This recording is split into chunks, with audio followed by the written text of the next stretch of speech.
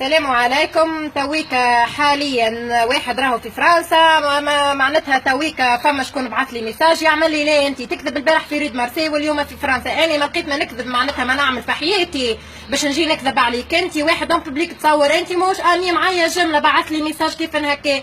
يا اخي امشي حل كتاب على روحك، امشي اقرا على روحك. ما لقيت ما تعمل في حياتك تتلهب ببنات الرجال. شبيك يا اخي شبيك يا اخي؟ اني ما لقيت ما نعمل في حياتي باش نكذب على شلاكه كيفك انت.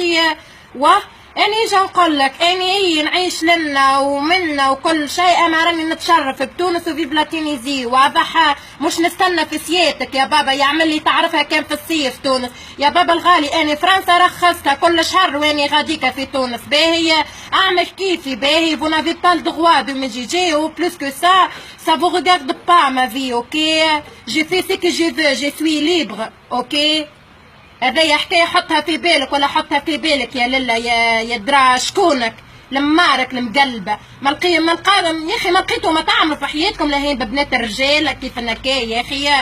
يا اخي امشي تصرف على روحك والله العظيم. اخزروا يا بيد ربي المطر تصب معناتها الحاله الحليله خيتين تجبد خيتين من السماء واني لبرا باش نعملها جد بو الفيديو هذايا باش يعرفوا قيمتهم. الشلايك هذوما لاهين كان بينا لهين كان بينا تيك مخليتوها حتى انتم البلاد متجوبير نتاعكم. يا اخي مشوا عملوا حكايه في حياتكم نهار طول وانتم شادين القهوه بنت فلان عملت بنت فلان دنت بنت فلان كذا كذا. يا اخي امشي يخدم على روحك يا اخي نهار طول وانت على الفيسبوك كذا كذا.